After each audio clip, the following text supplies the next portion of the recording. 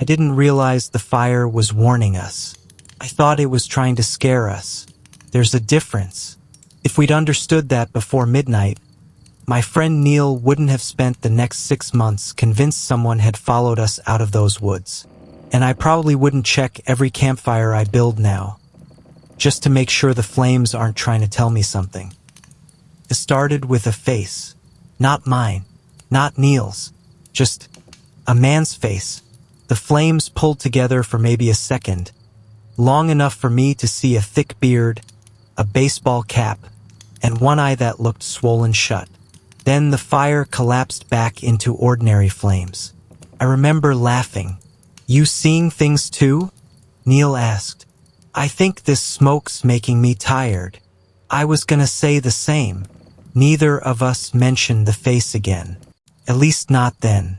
We had no reason to, because at that moment we still believed we were completely alone. The campground wasn't on any official tourism website. I'd found it buried in a discussion on an old hiking forum where someone described it as too quiet for families. That sounded perfect. We weren't looking for luxury, just somewhere far enough away from generators, RVs, and crowds that we could hear the woods at night. The drive took almost 5 hours. The last 40 minutes were on an old logging road with weeds growing through the center.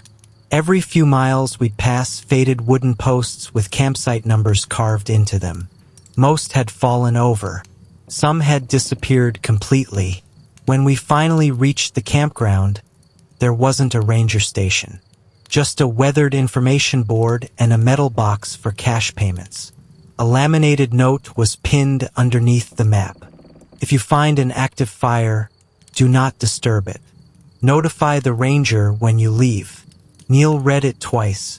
"That's oddly specific." I shrugged. "Probably because people keep stealing firewood." He laughed. "Or campers are lazy." Neither of us thought much about it. We should have. There were 12 campsites. Only one looked occupied. Site 2. A blue tent. Silver pickup. Nobody around. The fire pit was cold. We slowed as we drove past. "Think they're hiking?" Neil asked. "Probably." The odd part wasn't that someone had left camp. It was how everything looked. Finished. A mug sat on the picnic table. A camp chair faced the cold fire. A flannel shirt hung over a branch to dry. It looked like someone had stepped away for 5 minutes. But there wasn't a sound. No voices. No footsteps. Not even the slam of a car door somewhere deeper in the woods. The silence settled over the campground like a heavy blanket. Then, almost on cue, birds exploded from the trees behind us. Hundreds of wings. All at once. Neil looked in the mirror. What scared them? I didn't see anything. Neither did he. We picked Site 9, mostly because it sat farther from the others. The fire ring was already there. White, neatly stacked. Cleaner than the rest. Almost maintained. Someone had recently swept leaves away from it. I noticed because the ground around the ring was bare while everything else was covered in pine needles. Neil dropped his pack. "Looks like somebody takes pride in this place.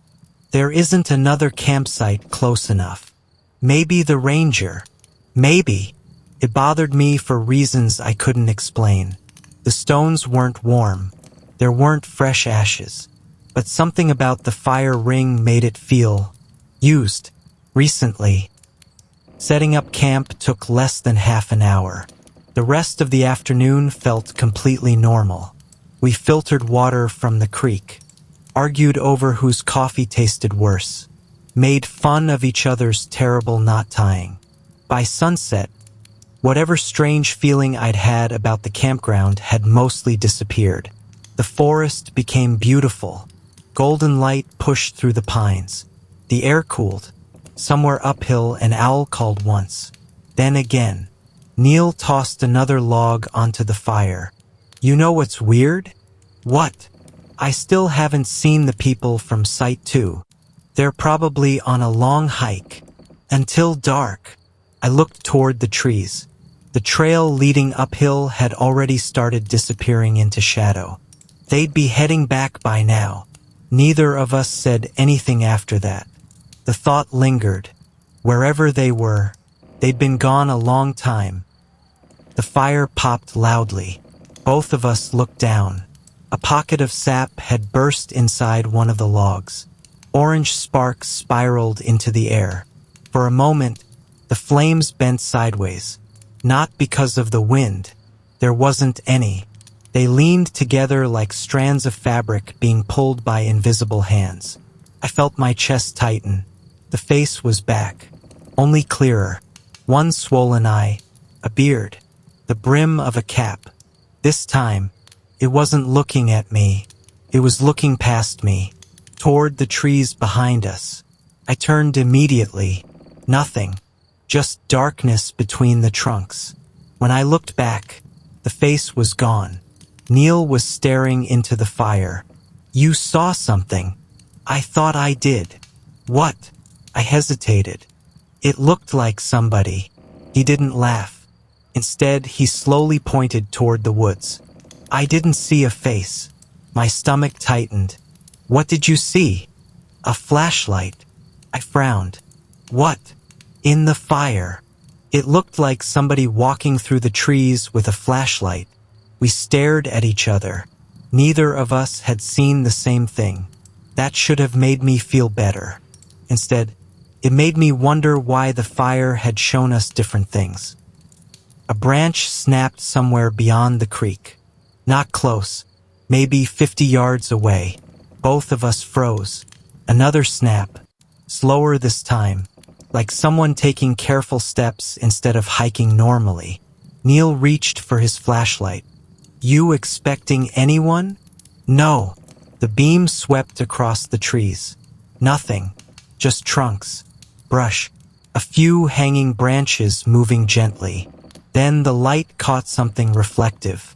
2 small green points, low to the ground. They blinked once. A deer, I whispered. Too low. The eyes disappeared. We waited. Nothing came out of the darkness. After another minute, Neil lowered the flashlight. I'm probably jumping at shadows. Yeah. Neither of us believed it. Around 9 o'clock, we decided to check on Site 2. Not because we were frightened, because something didn't make sense. If those campers had gone hiking, they should have been back hours ago. The walk took less than 3 minutes.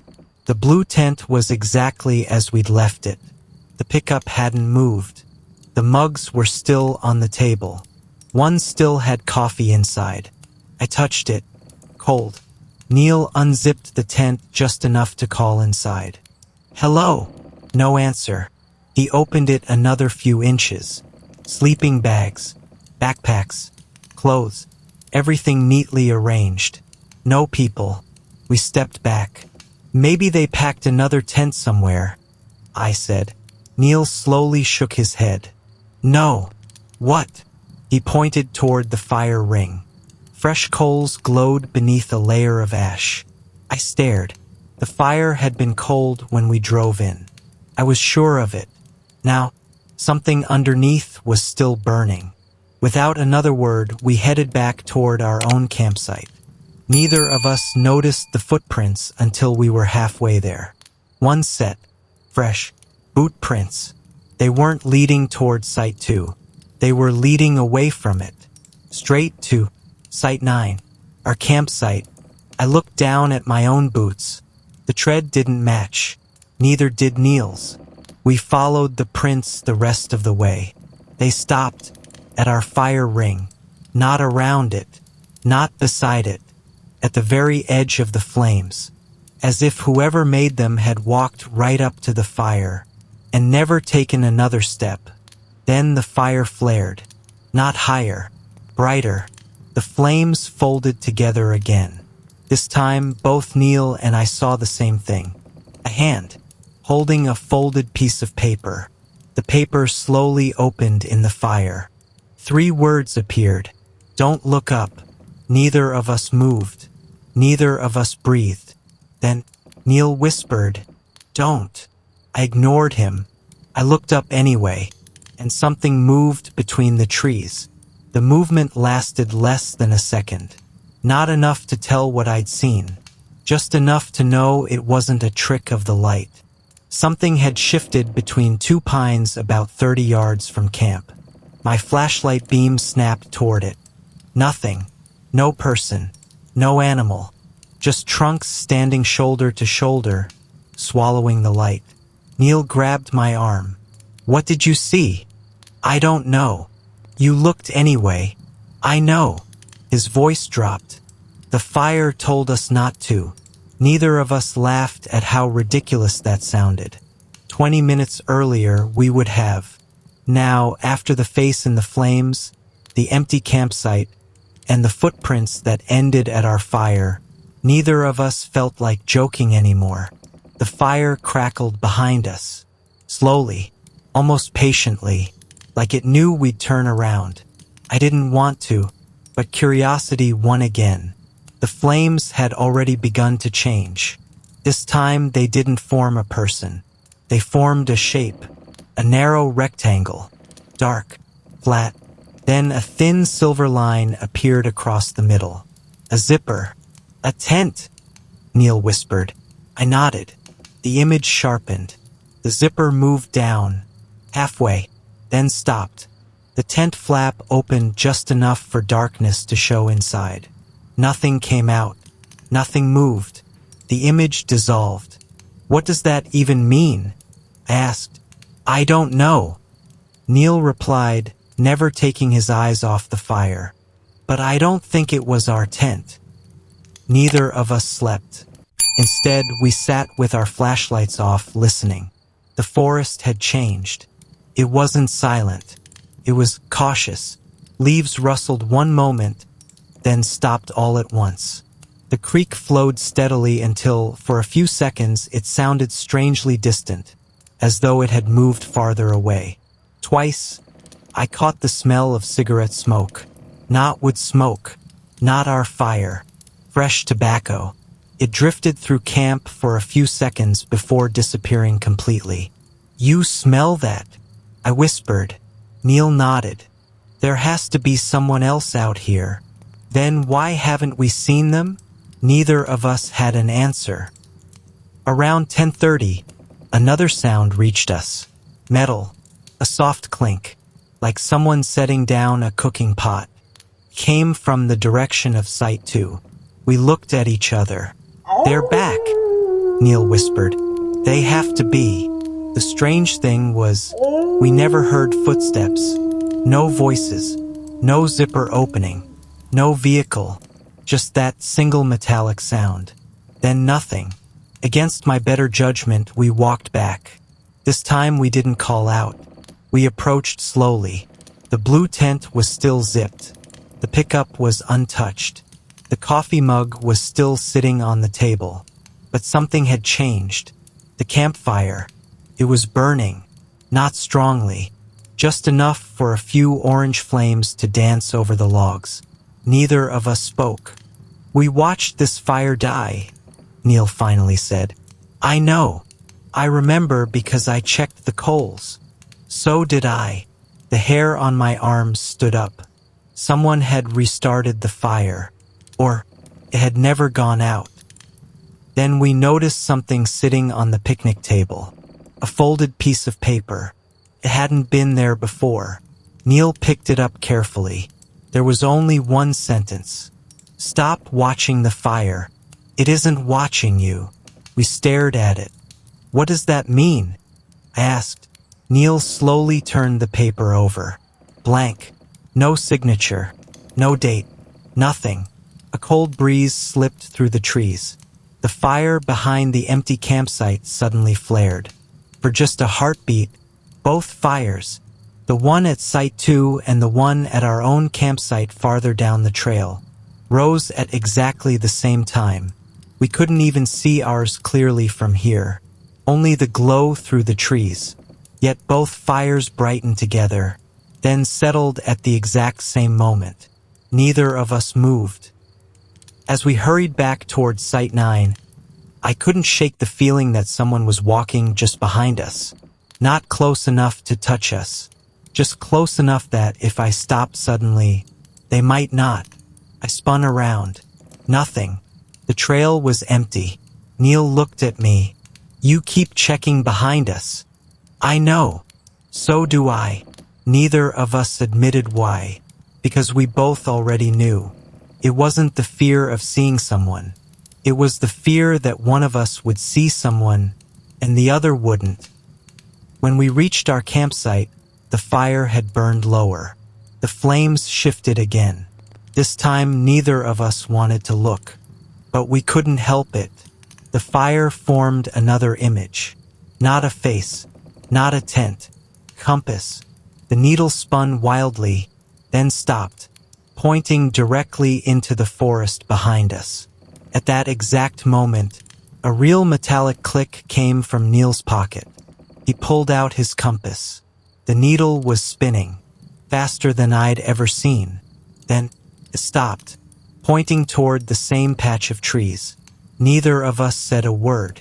We just stared. If you're still with us, you're probably asking yourself the same question we asked that night.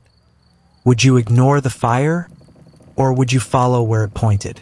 Let me know in the comments. And if you enjoy slow burn campsite horror stories that blur the line between reality and the unknown, subscribe to the Forgotten Campsite. There are still places in the wilderness where the strangest stories begin with something as ordinary as a campfire. I don't think we should follow it, Neil said. I don't either. Neither of us moved. The compass needle twitched once, then settled again. A sound drifted through the trees. A zipper. Long. Slow. Unmistakable. Someone was opening a tent. Not ours. There shouldn't have been another occupied campsite in that direction. The zipper stopped. A moment later, a flashlight clicked on. Its beam flashed once between the trees, then disappeared. 3 seconds later, flashed again. Same place, same height, like someone was signaling us. Neil whispered, "That's what I saw in the fire." I nodded. The flashlight. But if that's happening now... He looked back at the flames. Then what were we seeing before? For the first time that night, the possibility hit us both. Maybe the fire wasn't showing the future. Maybe it was showing us what was happening somewhere else. Somewhere we couldn't yet see.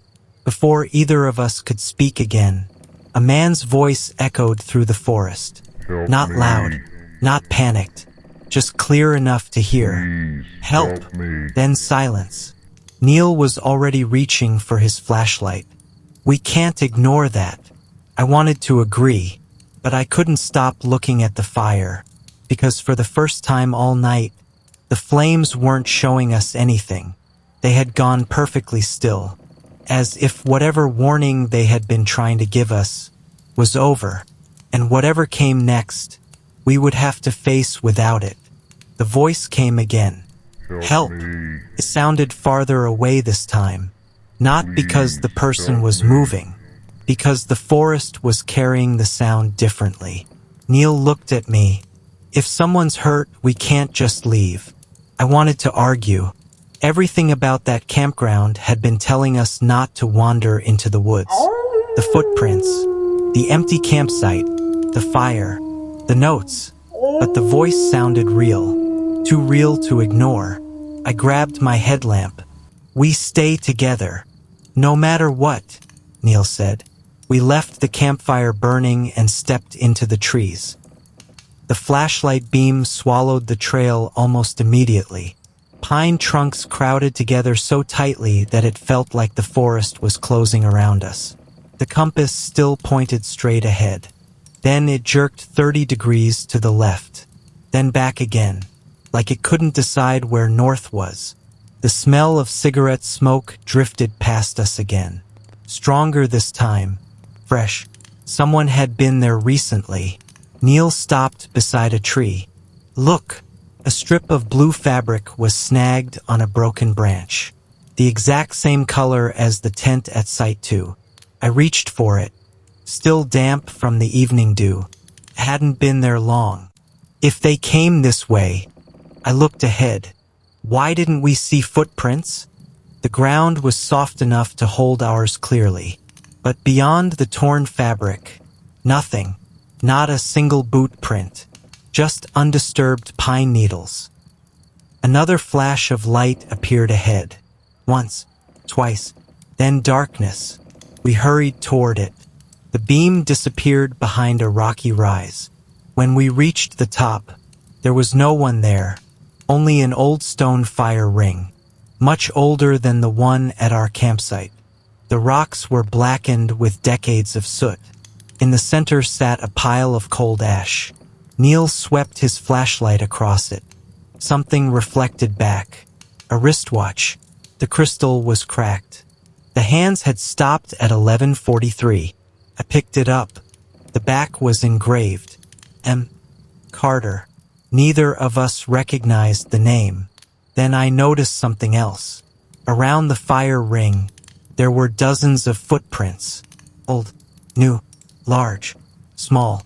They all circled the fire. None of them led away. Every trail of prints simply ended. Neil whispered, "Let's go." For the first time that night, I didn't hesitate. As we turned to leave, the voice called again, closer than ever. "Help!" This time we both froze. It hadn't come from ahead. It came from behind us, from the old fire ring. We spun around. Nothing. No one. Only cold ash. Then a single orange ember glowed near the center. One ember became 3. 3 became 6. Without anyone touching it, the abandoned fire slowly came back to life. Neither of us moved. The flames rose only a few inches, just enough to illuminate the ring. I stared despite every instinct telling me not to. The fire showed us one final image. Not a person, not an object. Our own campsite, completely empty. The fire still burning. And someone sitting quietly in our chairs, watching the flames. The image vanished. Neil grabbed my sleeve. "We're leaving. Now." We ran. Branches slapped against our jackets. Roots caught our boots. Neither of us looked back. The strange thing was, the farther we ran, the quieter the woods became. No footsteps behind us. No voice calling. No snapping branches. Just our breathing. When we burst into Site 9, everything looked exactly as we'd left it. The truck keys were still on the picnic table. Our packs were untouched. The campfire burned low. The chairs were empty. We both stopped. Neither of us spoke, because we'd both seen someone sitting there. Neil slowly walked toward the fire. "I don't understand."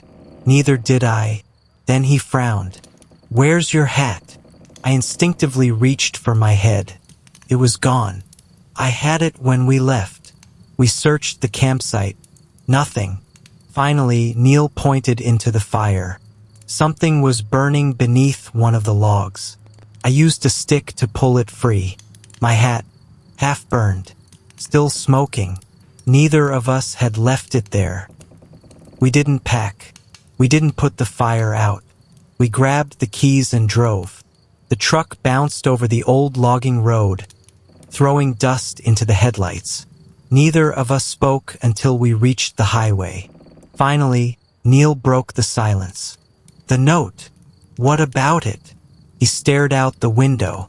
"Stop watching the fire. It isn't watching you." I nodded. "I've been thinking about that. I think we misunderstood it." "How?" He took a slow breath. "We thought the fire was showing us the future. It wasn't." "What do you mean?" "I think." He looked back toward the dark road behind us. It was trying to keep us from looking at whoever was. Neither of us said another word. 3 weeks later, I couldn't let it go. I searched local newspaper archives, old hiking forums, missing person reports, anything connected to that campground. Eventually, I found one article from 19 years earlier.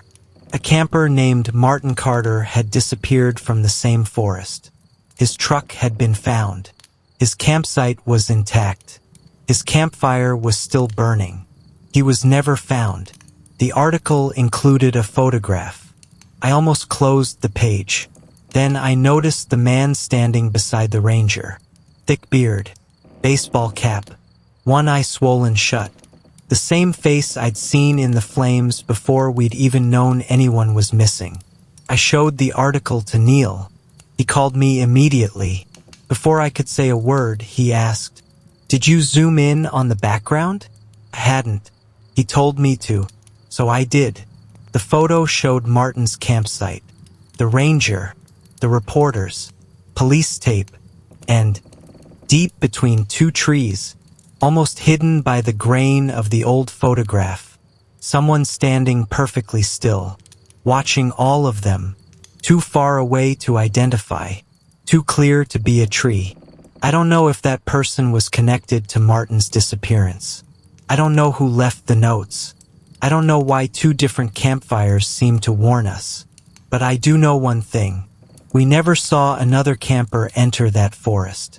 And we never saw one leave. Sometimes I wonder if the campfire wasn't trying to predict the future at all. Maybe it was trying to distract us, to keep our eyes on the flames, so we wouldn't notice what was standing just beyond the light. Even now, whenever I sit beside a campfire, I catch myself staring into it for a little too long. Then I remember the last note we ever found. Stop watching the fire. It isn't watching you. I finally realized what that warning meant. It wasn't telling us to stop looking at the flames. It was telling us to start looking into the darkness. If this story kept you on edge, don't forget to subscribe to the Forgotten Campsite for more slow-burn camping horror stories that feel unsettlingly real. Leave a comment and tell me, what do you think was really out there that night? Was the campfire protecting them or distracting them?